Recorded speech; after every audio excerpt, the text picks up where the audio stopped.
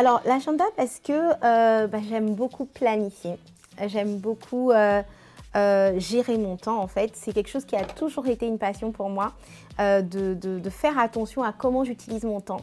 Et l'agenda est l'un des outils que j'ai toujours utilisé, même depuis que je suis plus jeune, toute petite.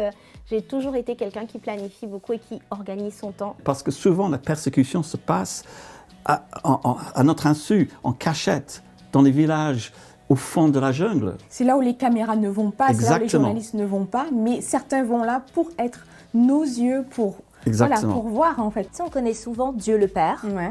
Donc des fois, il y en a qui ont des problèmes avec ça, si tu as eu des problèmes dans ton enfance avec tes parents. Ensuite, on parle beaucoup du Saint-Esprit, le Consolateur. On parle beaucoup de Jésus, notre ami. Des fois même, on est un peu trop familier avec Jésus.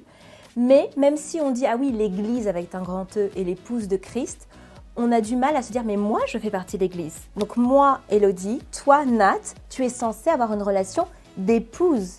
Et d'ailleurs, je lui ai dit, parfois je fais, ok Seigneur, à plusieurs reprises, je lui ai dit, mais parce que j'étais sur le point de mourir, de l'embolie pulmonaire, des différents accouchements prématurés que j'ai eus, de la maladie incurable. J'étais dans différentes situations où j'étais dans mon lit de mort, en fait. Et là, je disais à Dieu, ok Dieu, si c'est ta volonté, reprends-moi. C'est-à-dire que je parlais de Jésus, je disais Jésus est le chemin, la vérité, la vie. J'étais un peu comme un panneau indicateur.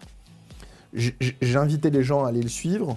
Je pouvais même parler que Dieu est le Père, mais sauf que moi-même, intellectuellement, je saisissais ces choses intellectuelles, mais ces vérités n'étaient pas ouvertes ou descendues dans mon cœur. Mais ce qui m'a le plus touchée et qui m'a mis, on va dire, mal à l'aise, c'est que lorsqu'on est rentré dans cette orphelinat, avant de rentrer, il y avait des bancs et on nous a demandé de nous asseoir sur ces bancs. Et chaque fois que j'y pense, les enfants nous ont lavé les pieds. Comment occupes-tu ton temps libre ? À marcher dans la forêt. Je fais 5 km de marche nordique tous les 2 jours et c'est des temps de prière et de communion avec Dieu extraordinaires. Et si une de tes filles te demandait une définition de l'amour, que dirais-tu ? L'amour ne s'arrête jamais.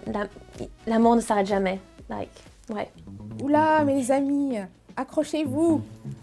Et le voilà.